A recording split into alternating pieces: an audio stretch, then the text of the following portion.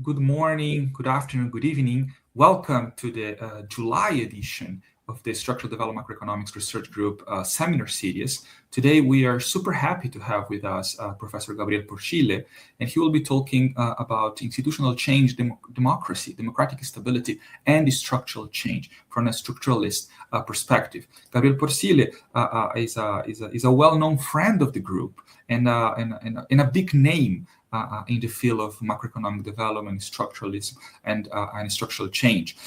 He was until recently Economic Affairs Officer of ECLAC, the Economic Commission for Latin America and Caribbean, related to United Nations, and now he collaborates with the UNELA, the University of La República, correct, Gabriel? Yes, exactly. Gabriel is a hero for me in particular. It is a personal thing. I had the pleasure to meet him 10 years ago as a student at the summer school that he organized at the CLAC. I grew up as an economist reading his papers. 2010, 2014, there are two in particular in the Cambridge Journal of Economics that I'm absolutely in love with those two papers. And today he will building on that framework, give one step forward and talk about institutions, how to introduce institutions in that setup. So Gabriel, thank you so much for accepting the invitation, and thank you to Professor Jesus Ferreiro also that is with us in the room. So the floor is yours, Gabriel. Okay, thank you very much. Thank you for the invitation, and it's a great pleasure to be here. And also, just to tell you that the feeling of friendship and admiration is shared because I have been following also the work of Marwil in his different papers with Selena and other researchers, and he has been doing great work on post-Keynesian and more generally heterodox economics. So I'm very happy to be with you. And this paper is a paper that I wrote with Diego Sánchez Ancochea from the University of Oxford several years ago. Usually, I don't like very much my own papers, but this is a paper that I have a good feeling about it because of the topic and because I think it opens some interesting questions and agendas for research that I have been following in recent years. And I will talk more about this at the end of the presentation. But what is the motivation of the paper? The motivation is that the topics of political economy are a very important topic in the Latin American structuralist tradition, but it's a topic that has not been formalized in our work. Marwil has a paper in which he discusses, for instance, topics of endogenous institutions in the environment debate, but somehow the neoclassical people have been discussing the topic of democracy and endogenous institutional change, in particular Acemoglu and Robinson in their work about democracy and the political conflict between the citizens and the elite. So I think that it would be interesting to take the post-Keynesian framework and try to discuss within this framework the possibility of institutional change and how this may lead to changes in the political regime. In particular, I am very interested in topics of democratic stability, which has been usually a Latin American concern. No, why our democracies have been so vulnerable and weak? But I think that increasingly is a topic that concerns also our researchers in developed countries. No, as we see that democratic institutions has been somehow under pressure in recent years. So my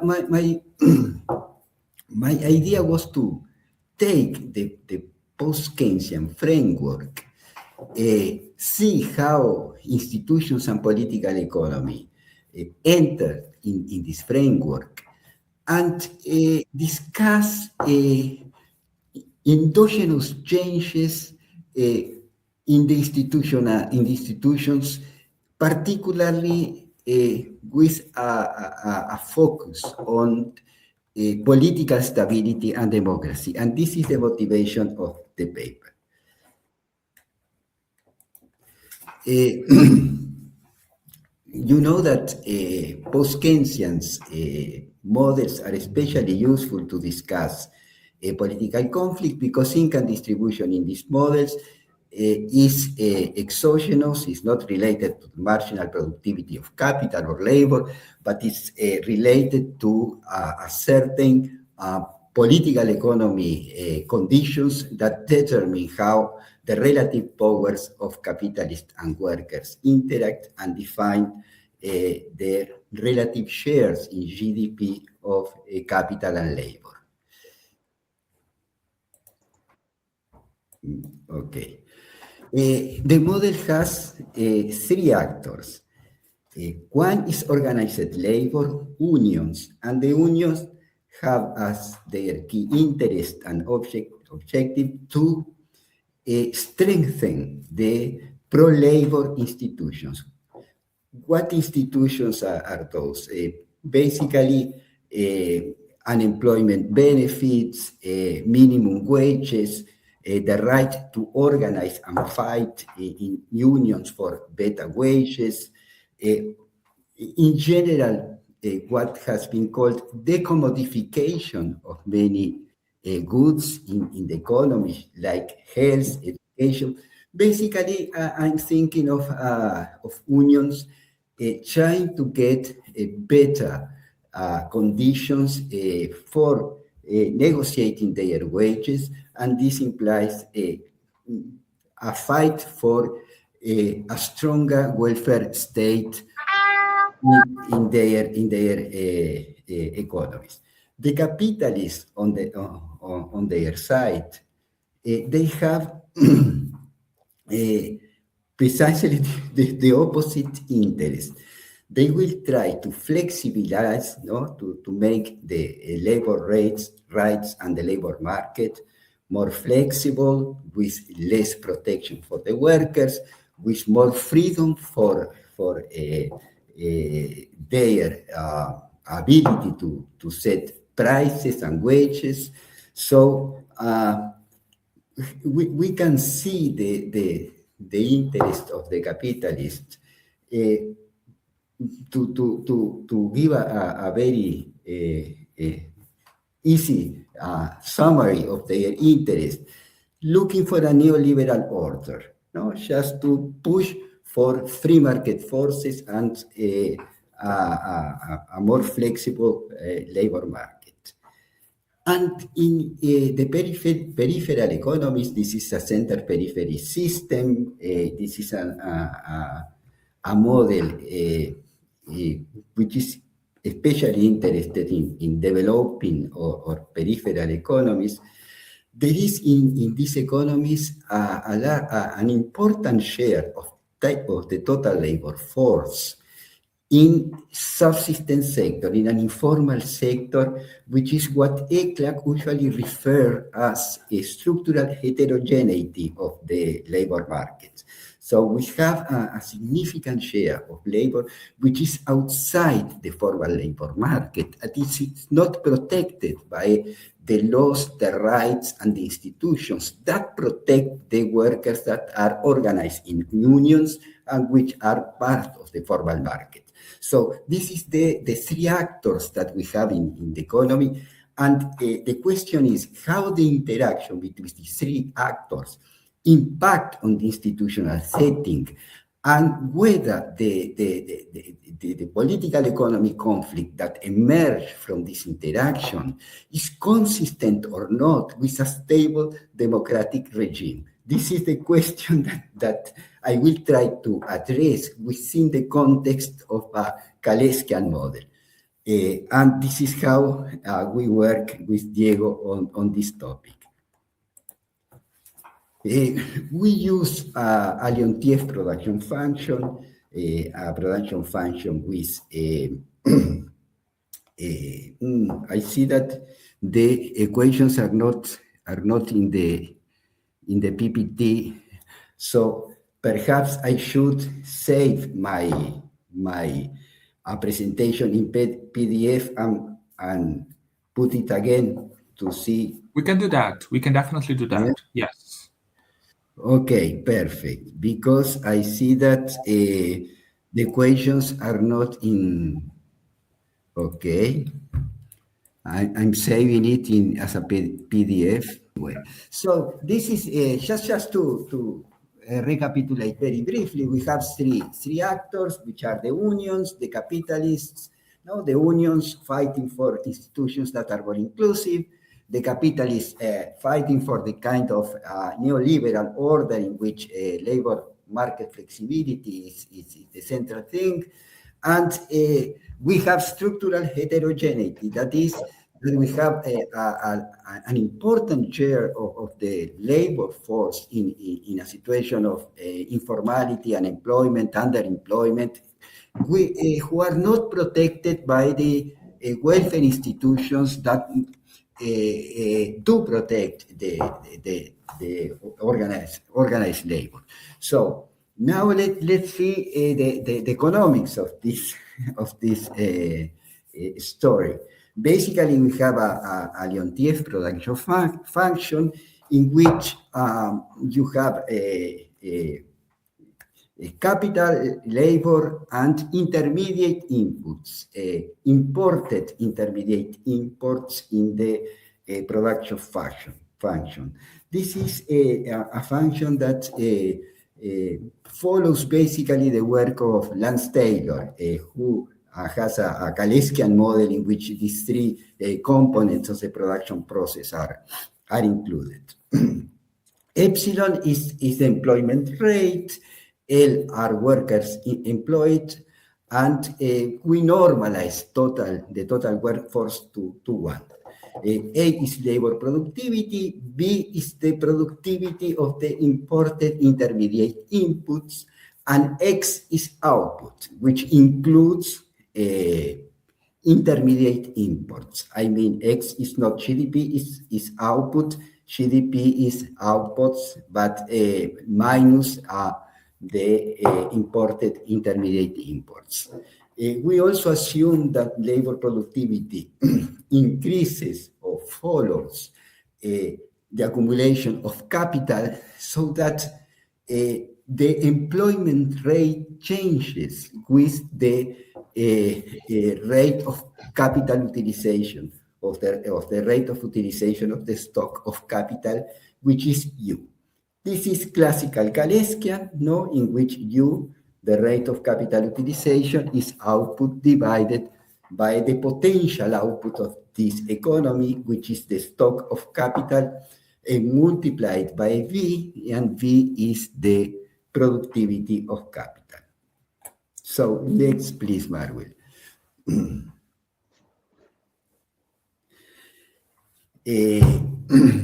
We have in this model that prices, as it is usually in the Kaleskian models, depends on a markup, which is Z, and unit variable costs. And the unit variable costs in the model are wages divided by the productivity of labor, and the price of the intermediate imported inputs, which depends on international prices and the nominal exchange rate E, divided by the productivity of these intermediate inputs, which is B.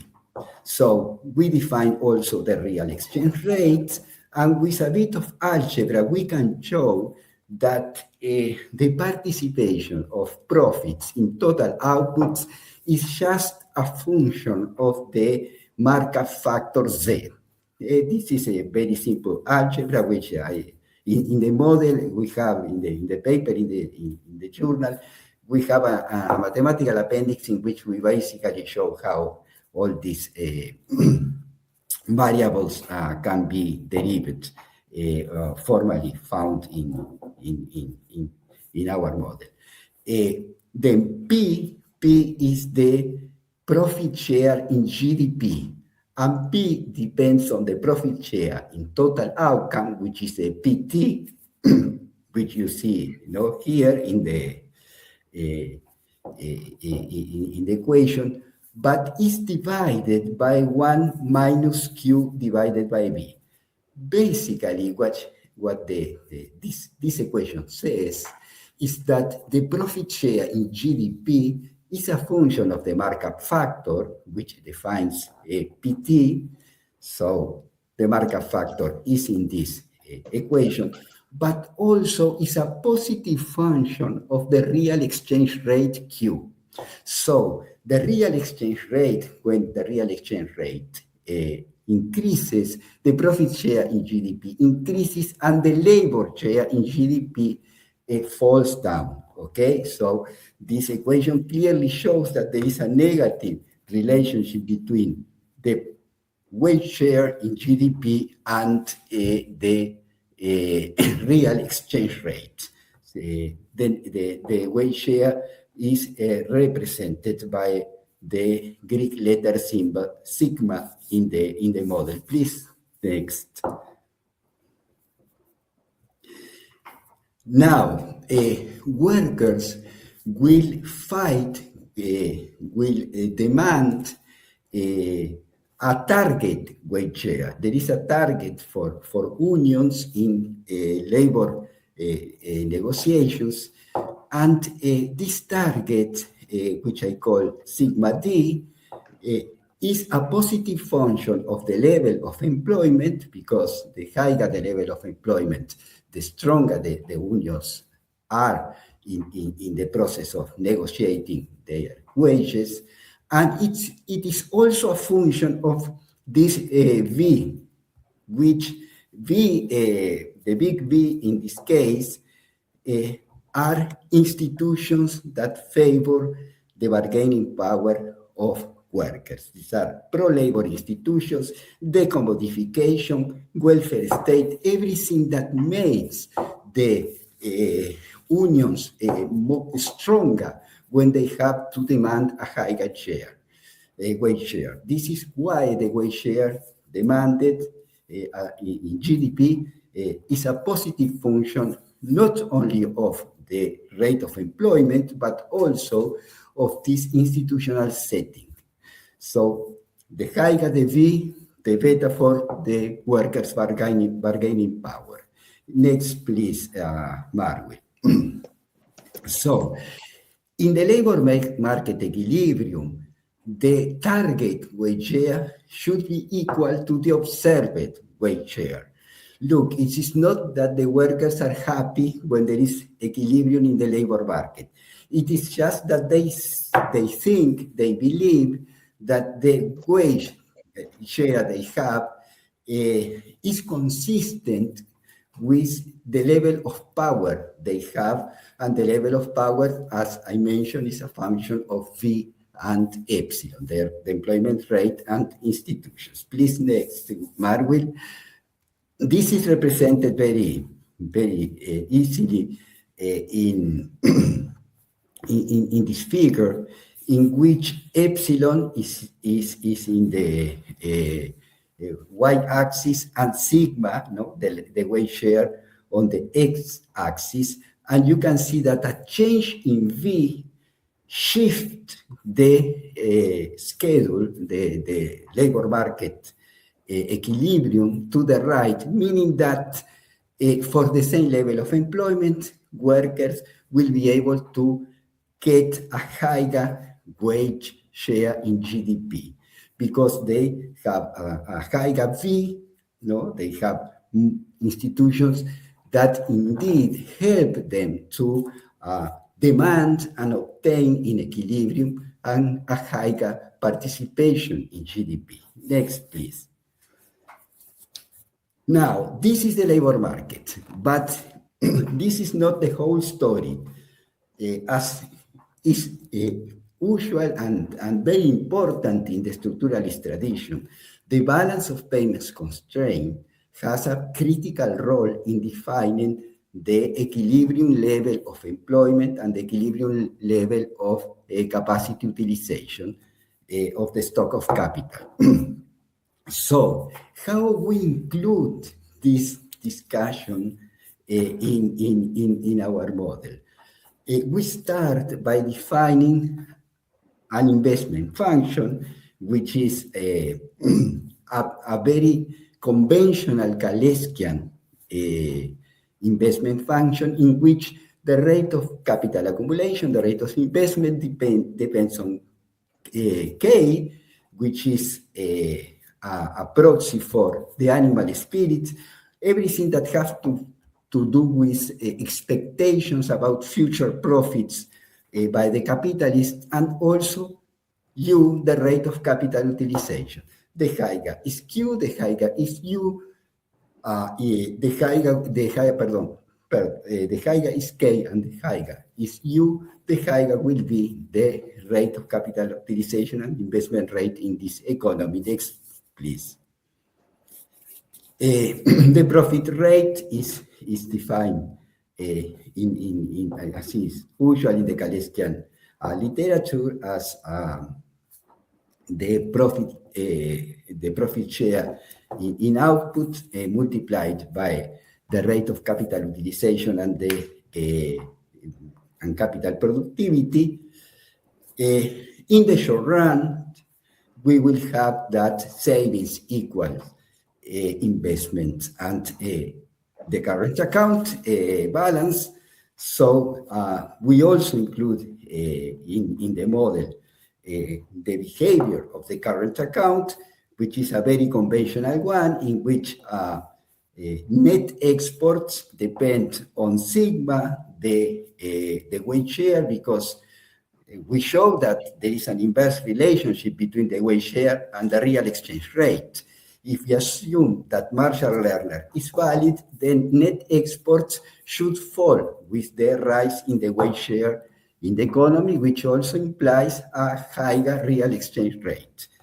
Net exports fall with the rate of capital utilization because it means more aggregate demand and more imports, and also increases net exports with a key parameter about which I will talk more later, which is age. Age is systemic competitiveness, non-price competitiveness, all that has to do with international competitiveness, not related to the real exchange rate, to prices. So innovation, quality, diversification, reliability, after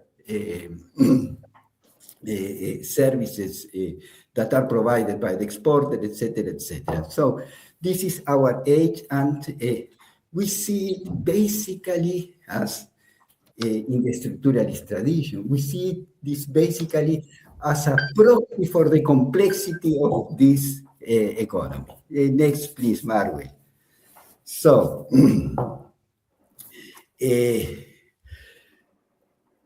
we will argue that in the medium-run equilibrium, we have a short-run equilibrium in which savings equals investment and the current account, and we will argue that in the middle-run equilibrium, the current account should be balanced. That is, net exports should be zero.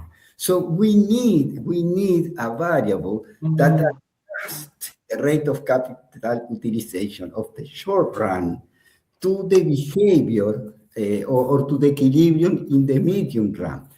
How can we be sure that in the medium run the economy will traverse towards a position in which net exports are zero, so that the economy is not having a persistent deficit, which is unsustainable in an international economy in which you need external finance to sustain a persistent deficit. So somehow we need, and this is very much in line with the balance of payments constraint approach to the economy, we need a variable that moves the rate of capital utilization towards the zero net exports. And we use many variables can do this job.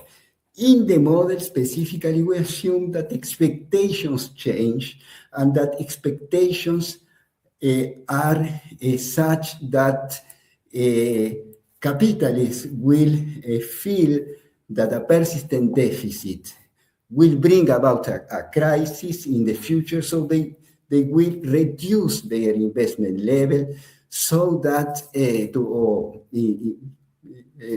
in somehow in foresight or to prevent the crisis, or even as a response to the crisis. John Robinson, in a paper in 1967, which is a great paper, she summarizes this idea in a very clear way. The most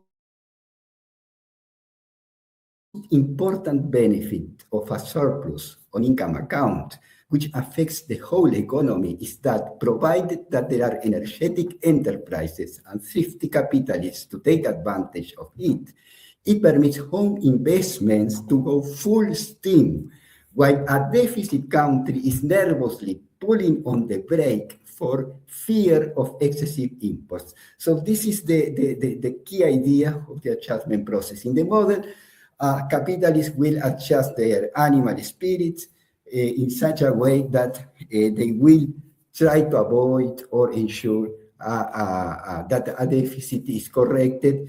If there is a deficit, investments will be falling and the rate of capital utilization moving towards its medium-run equilibrium. Next, please, Barbara. So, next, please, because I think it's clear here in the graph. You see that in equilibrium in the current account implies that a higher real exchange rate, which is a lower weight share in GDP, is consistent with a higher level of employment. And there is an inverse relationship between the employment rate and the weight share. And changes in age in the variable which is associated with non-price competitiveness shift the schedule to the right and allows the economy to have a higher level of employment with the same price competitiveness or with the same weight share in the economy. Next, please. So we can find a medium-run equilibrium. You have a Galeskian short-run equilibrium in which savings equal investments plus the current account results. And you have, this is the short run. In the medium run, the labor market is in equilibrium in the sense that workers get what they believe they can get based on their bargaining power, on their relative power, and at the same time, the economy is with external equilibrium in the sense that net exports are zero. This is point A in the graph. No, you see that the two null lines, no, the null lines for the employment rate and the one for the wage share cut in A, and this implies that both the wage share in GDP and the external balance are in their medium run equilibrium. Next, please. However, this medium run equilibrium is not an equilibrium which we can consider uh, really, really stable in the sense that it reflects a certain configuration of power between workers and capitalists. So at this specific point in time, workers and capitalists believe that they somehow cannot change the participation of wages and profits in GDP because there are a kind of precisely a kind of equilibrium in their relative power. But of course, in the long run, both workers and capitalists may not necessarily be happy with this equilibrium, and also political conditions have changed. In a political party wins the election, a left-wing party takes over, or a right-wing party becomes predominant. So this is not really this represents a kind of truth, no? A temporary agreement that might not be sustainable politically. So we included in the model, and this is the novelty of the model, the other part I think has been more or less discussed by other post-Keynesian researchers, and in particular in Latin America, Martin Rapetti and others have been working with similar models. But what is perhaps the novelty is make the institutional setting, the pro-labor institutions, endogenous to power. So P is the power of workers, of the unions, Q is the power of the capitalists, and R is the power of the unemployed or the informal sector. And the argument of the paper is that the institutions in favor of labor change as a result of the political conflict, in which the capitalists will try to reduce the wage share to a certain level, which I will show you in the graph which level it is, from the medium run equilibrium we have discussed now to a new equilibrium, which is the equilibrium that the capitalists think they should fight for, and which is the most convenient for them because it maximizes somehow their profits. So this is the sigma Q, sigma K. This is the sigma, the wage share that the capitalists in the long run are aiming at. And sigma MR is the wage share that we have in the medium run equilibrium. I don't know if it's clear, but the idea is that if sigma K is higher than the medium run equilibrium, then there will be a tendency to reduce the institutions for the protection of labor. Okay, and workers will resist this with a power P, and capitalists will try to attain this sigma K with a power Q, and the unemployed will be sided with the capitalists when the level of unemployment is high, or side with the unions when the level of unemployment is low, because if there is if unemployment is very low, they have the expectation to become part of the protected labor market. And if unemployment is very high, they don't believe that they could really get this this possibility, and will somehow side in the political disputes with the more conservative positions. So I assume a linear behavior of the evolution of the institutions over time. And the question that we ask in the paper, if this differential equation has a stable equilibrium, and in what conditions this equilibrium may lead, these dynamics may lead to an explosive situation which cannot be contained within the limits of a democratic government. Please, next. So we need to explain P and Q, which are two exogenous parameters. We don't have much to say about that, except that we need the help of political scientists and economic historians who discuss or may shed light on how this relative power is defined. No? We know that the capitalists have the power of taking capital out of the country, reducing investment. They have many economists that are continuously defending their positions in the press, while workers have the power of the ballot. No? They have the possibility of electing a party who is more favorable to the position of the workers. So please, next, Marwin.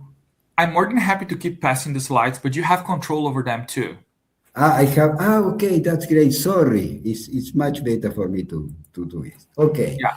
So the big problem for the workers is that they are not united. I mean, you have the unions, no, for on the one hand, and on the other hand, you have the unemployed and the informal workers. So it is this in the model. It is this possibility that the informal workers consider themselves not included in the welfare institutions, and this is there is a very interesting literature in the case of Latin America that shows that welfare in Latin America has been very segmented, very partial. In particular, Carlos Filgueira has very interesting works talking about a segmented social state in Latin America. So this is a source of division and conflict within what we could loosely call the working class. And this makes that the political system may shift in different directions, and the importance of the number of the workers is not always in place, because part of the working class will vote for the capitalists when the level of unemployment is too high.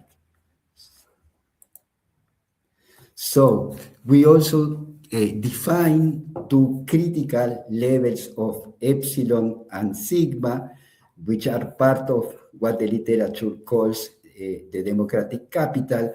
And if these critical levels are crossed, we argue that the political stability of the regime is challenged. We may have either a coup d'etat or a kind of revolution because workers not only accept the situation within the context of a democratic regime, or the capitalists think that democracy no longer works for them and it's better to stage a coup to recover the levels of profit in GDP. So this is a graphic representation of the conflict. A is the medium run equilibrium. The point B is the point that the capitalists aim to achieve, in which the wage share is sigma k, a very low wage share. And this is what the workers try to resist. They try to resist the shift of the sigma zero, the null climb, sigma zero, to the left, to the point B. This is what the capitalists are aiming at, and this is what the workers will try to resist or prevent. So, for the stability of the system, it's very important that the power of the unions is higher than the power of the capitalists. In a sense, this is what brings stability to the system. If P, the power of the workers, is lower than Q, so the capitalists will be able to bring the economy just to the point sigma K, and this is a point in which probably the society will not accept, in the sense that the level of the wage and GDP in sigma K is too low for the workers to think that is acceptable, and this will lead to some kind of rebellion in the model. This is the equilibrium of V in the long run. So the wage share in the long run will depend on the level of V in the long run, of the institutional setting in the long run, and the institutional setting in the long run is defined by this political conflict between capitalists and workers, which is changing over time V, and will the V in the long run will reflect this political power of workers, capitalists, and the informal sector. So we discussed the conditions for having a stable institutional setting, and a key condition is that indeed the unions have the power to resist the move towards the capitalist paradise, in the sense that otherwise it is not possible to get an equilibrium for V in the model. Oh, sorry. So democratic politics will be basically changes in the position of V as different political parties take power. Center right, left, center left will be changing their they will be changing from opposition to power and vice versa. So this is a kind of normal behavior of a democratic political system. I represent in this graph a move from A to E. Point A is just a point in which we have the medium run equilibrium, but this medium run equilibrium is not the long run equilibrium, in the sense that institutions are endogenously changing, and the change of institutions take the economy to point A, which is a new medium run equilibrium, now consistent with the long run equilibrium for the institutions.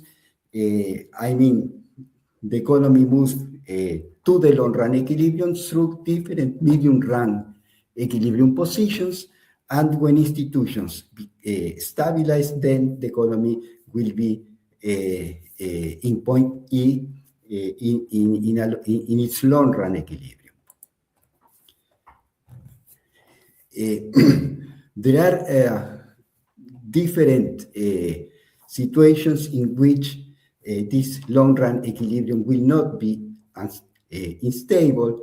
For instance, if the power of the labor unions is very strong and the strength of the unemployed along with the capitalists to reduce somehow this process of building an increasingly more and more inclusive welfare state.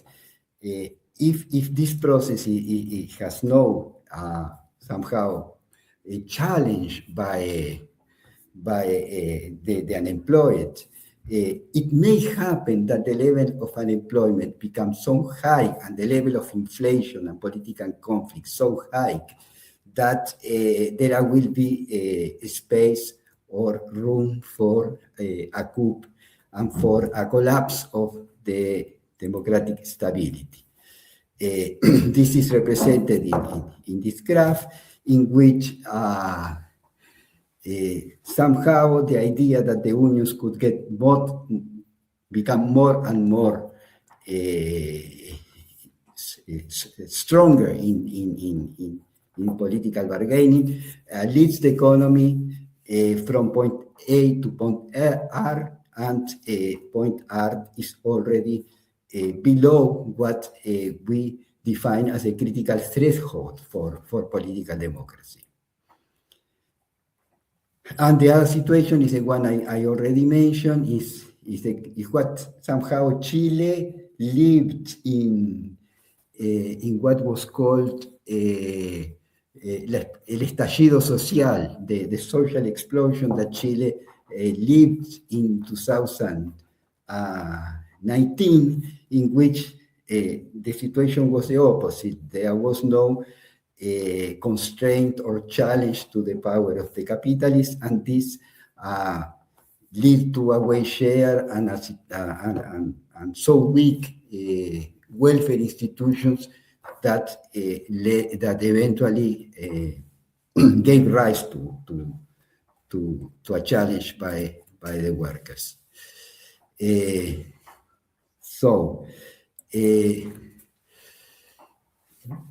A point that I think is important to stress, and that the model tries to make clearly, is that structural change, the increase in age, the increase in systemic competitiveness and non-price competitiveness, increasing the complexity of the economy, helps democracy in the sense that it opens more space for a stable institutional, a stable, how I would say, the stable part of the dynamics, no?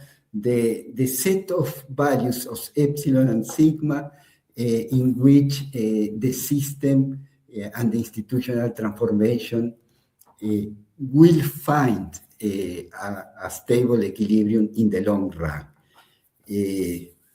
When this happens, when structural change shifts the epsilon null-cline, no? Incline to the right, you see that, for instance, if we move from A to N, no?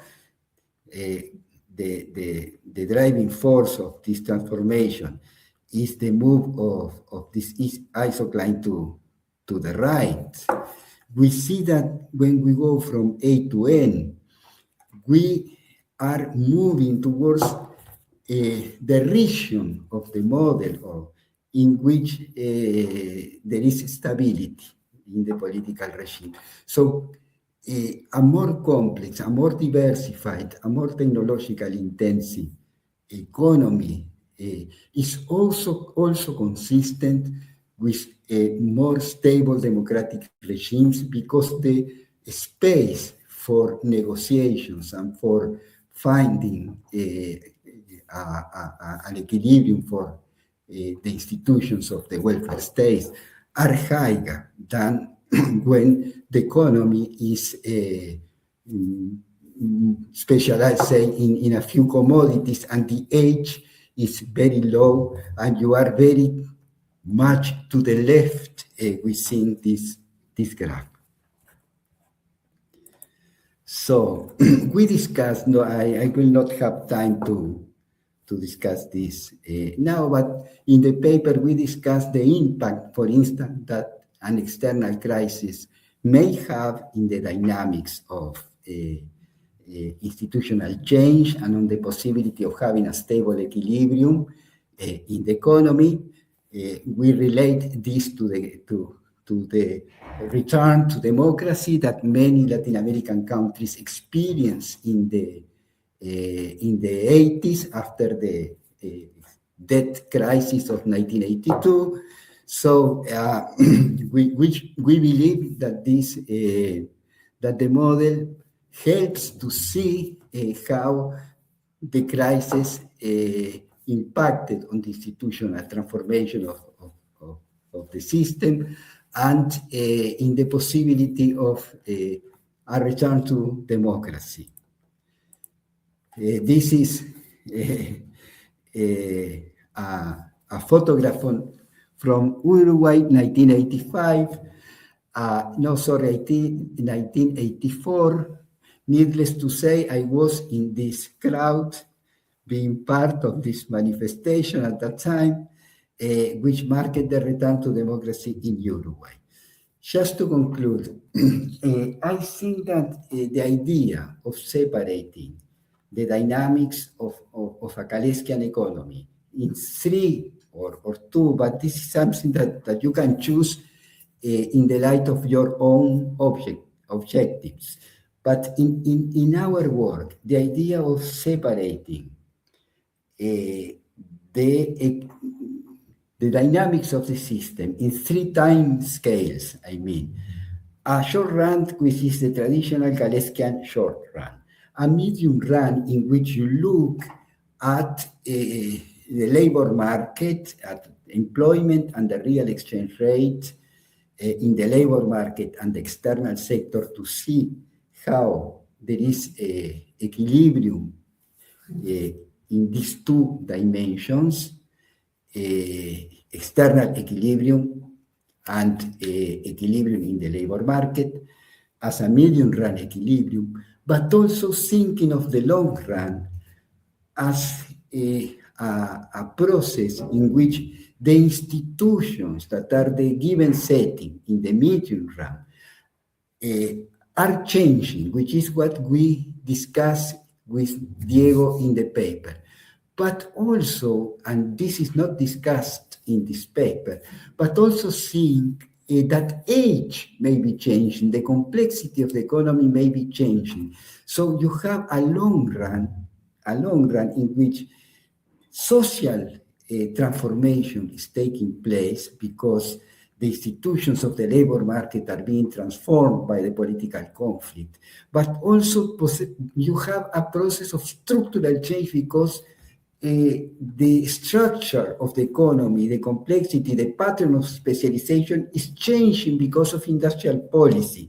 So indeed, this is, I think, that the good question that the paper has. Of course, it has, I believe, an interesting discussion of the conditions for sustaining democracy and how it is important, complexity and diversification for a stable democracy. But I think that more generally, it is interesting to think on a long run in which social transformation and structural change in the production structure are interacting so that you have a long-run equilibrium in which somehow H and V, institutions and structure are endogenous and define a long-run position, notional, because the long run, we all know, does not exist. It's just a succession of short-term changes. But a notional idea of a long-run equilibrium in which the economy moves to the long run through short-run equilibria at any point, and at medium-run equilibria at any point. So you have something consistent in which the social and production structure is the long-run attractor. And within this, you have process of changes in income distribution, rate of capacity utilization, real exchange rate, moving through different equilibrium periods towards this long-run attractor. So I stop here. Thank you very much. Thank you, Gabriel. I mean, for presenting such an interesting work and and sharing your insights with us. I think we are ready to some Q&A, right? So, Jesus, I don't know if you have questions, if you have any comments you would like to at this moment ask to our presenter. I have a couple of my own, but I would like to open the floor first to Jesus. And Jan, you are not in the live right now, but if you would like to ask some questions, you just turn on your camera, and I will introduce you to the screen too. So, Jesus, yes. Yes. Well, thank you very much, and I want to congratulate Gabriel for presenting such a relevant and interesting paper that creates a lot of points to discuss with Gabriel, not only about the specific topic they have dealt with in the paper, but other potential lines of research. Because, and this is one thing that I would like to tell you and to discuss with you, Gabriel, because you have focused your paper specifically on the base of the analysis on Latin American and emerging economies, in which the economic situation, especially what are and the impact of the institutional changes in the labor market can have an impact on the political situation of the economies. In terms, you are focusing on the situation, for instance, of not only the West share, but also on the share of workers that are involved in the informal economy. In this sense, this is my comment and my question to you is that in the case, if you want to apply, because I think it would be very interesting, to apply your framework to the European, for instance, to developed countries, like are the European countries, the European economies. In this sense, I think that it would be interesting and very relevant to use a similar analysis, but instead of paying the attention on focusing on the situation of the formal and informal employment, to focus on the size and evolution of, say, a typical employment. Like it is the case of, for instance, part-time employment or temporary employment, because perhaps the evolution of these components of employment probably are not leading to a political crisis in terms of, for instance, changing a democracy for a dictatorship. But in Spain, for instance, and in other European countries, we are seeing a process of, in many cases, of a rising power of populist parties, both from the left wing and also for the right wing. So I think that it could be a good idea, perhaps, to focus, to implement your analysis to the situation of these countries, given the differences in terms of the labor market, because our problem is not a problem of formal or an informal economy that depends on the size of the black economy, but we in Europe have a problem with the atypical employment. And we are seeing is that in some cases, like this is the case, for instance, that we have in focus, say Germany, France, Italy, Spain, etc., etc. What we can see is that there is a rising power of populists precisely in those countries where this kinds of atypical employment has a high share. So in this sense, this is a very fruitful paper that can open the way to new research. Thank you, Jesus. Yes, I think it totally applies for what we see in Europe now. In the context of the model, you may say that P has been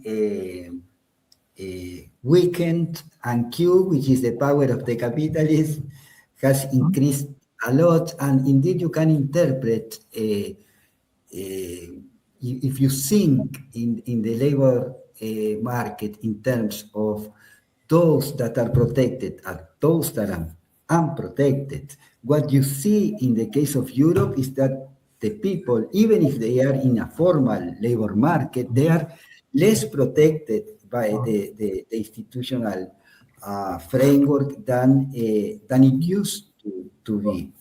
So indeed, I think that the model can be applied to this new European situation. When we work with the model, the idea of writing this model with Diego was born having a coffee in Cuba. In Cuba, in a ECLAC seminar that was in Cuba. So of course the problem of democracy was very, very important when we were thinking of the model, but also my own experience as a Latin American citizen, because we went through a dictatorship for for many years in many Latin American countries. So this was the stability of democracy and a coup d'etat were key concerns when we were thinking about the model.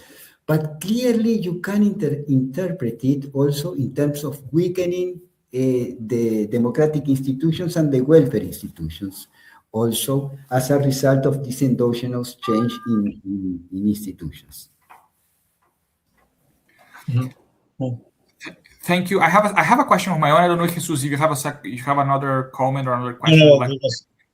Otherwise, maybe we could alternate. So the project is, I think the project is very interesting, and I had a lot of fun reading the paper. But something that while I was reading it, and I think something that through reading the paper it keep appearing to me is that democracy, power, and institutions mean different things to different people. So we like to talk about democracy, and we like to think it's something good. Even though from time to time I find myself also wondering, people don't eat democracy, GDP. So these are concepts that we understand are important, but people don't really eat GDP or democracy. But anyway, democracy means different things for different people. And power, there are different definitions, or there are different ways of understanding power. And there are also different ways of conceiving institutions, right? Giving maybe more emphasis to formal institutions, maybe to informal institutions. Or in the case of the paper, my impression was that the paper was emphasizing a lot the social security aspect of institutions, or a type of institutions. So I was wondering if you could elaborate a little bit more on what do you have in mind, or what did you guys have in mind when you refer to democracy, when you refer to power, and when you refer to institutions in the context of the paper? Thank you. That's an excellent, a very difficult question. What I would say to you, Marwin, is that first, somehow, and this is perhaps the interesting thing in working with a model in this topic. I'm not saying that you should work with a model, because There are so many interesting things that cannot be said in a model. Perhaps the most important things cannot be said in a model. But what the model gave us was a more or less precise idea of what kind of wage share the capitalists have in mind, and they will try to uh, produce institutional changes that reduce the wage share to this long-run objective, and how unions and workers try to resist this process of reducing the wage share in the economy.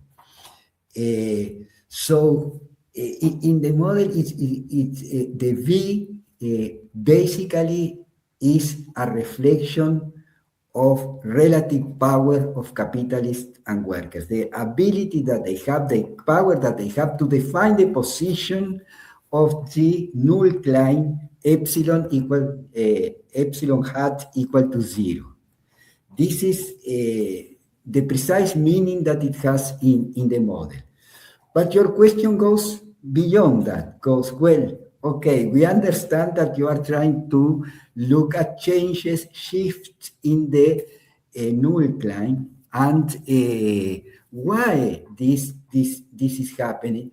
And probably this is the result of different political forces in different countries.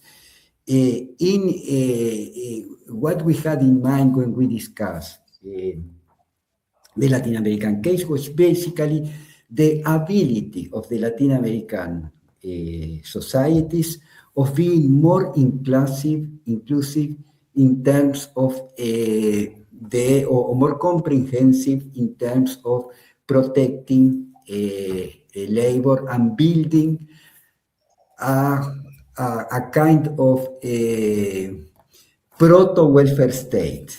No? So Diego in particular has working a lot with social protection in Latin America, and we basically, as you mentioned, we have this concern with to what extent social protection was no longer segmented and partial, but was increasingly more inclusive, more comprehensive, and more like the welfare states that you see in the European case, and which is now fading also in Europe.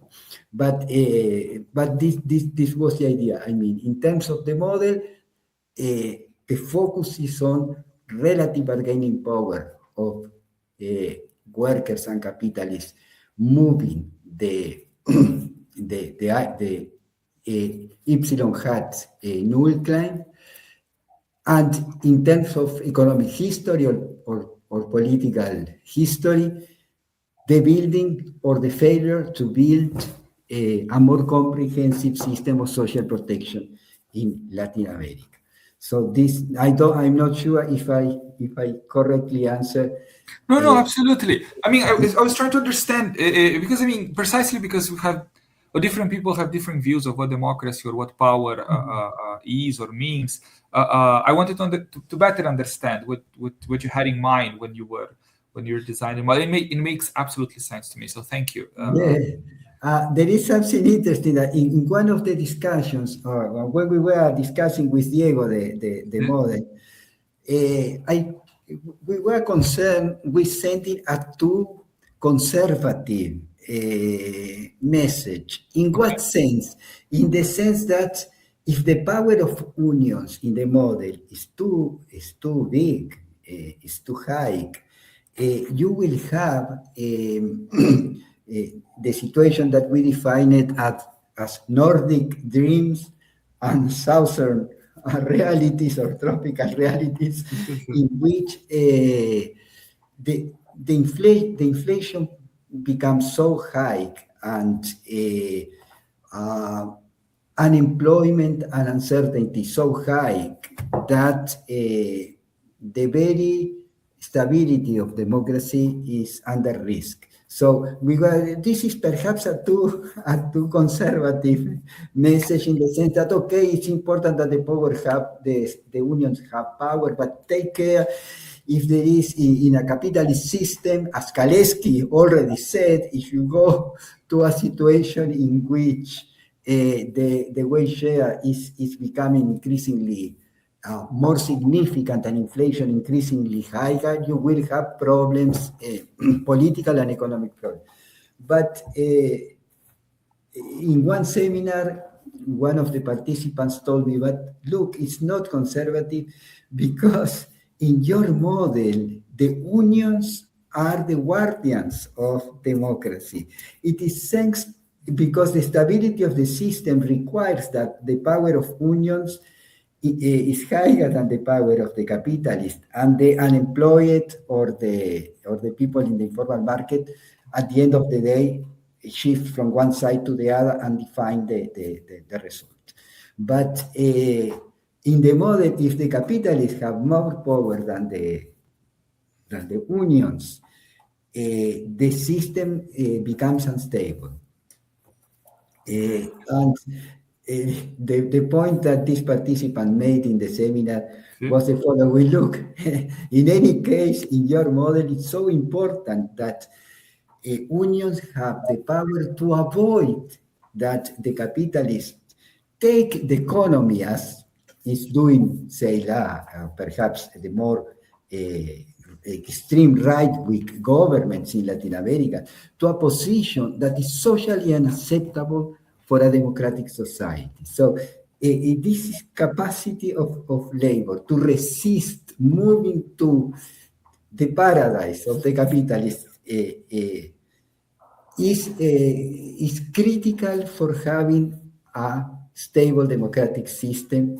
And if you think the persistence of the extreme right-wing demands of more flexibility, more market, less state, less welfare, less social protection, indeed, this is the perfect receipt for an authoritarian government. And in the sense, our model tells a story in which the power of labor on the citizens is extremely important. Okay. Thank you, Gabriel. And I'm very curious. At the end of the paper, you mentioned that two possible extensions of the model, and one in particular that you have in mind is what are the implications of introducing into this framework the possibility of an authoritarian developmentalist state. And I'm curious about how that will happen, because it kind of resembles all successful development experience, de facto development experience, right? From South Korea, China, and they all have been some sort of a version of authoritarian developmental state. I don't have any other questions. I don't know if Jesus has other questions, and time is flying. But thank you, Gabriel. Thank you for accepting our invitation, for being with us, and I hope we can continue this conversation in future events in different parts of the world. No, it was really a pleasure.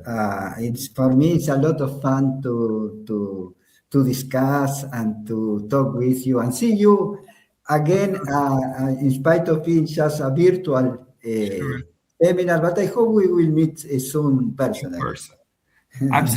Absolutely. So, thank you again, and have a great day. Abrazo a los dos. Un abrazote. Un abrazo y encantado de saludarlos y veros. Adiós. Igualmente, Jesús, muchas gracias. Joder.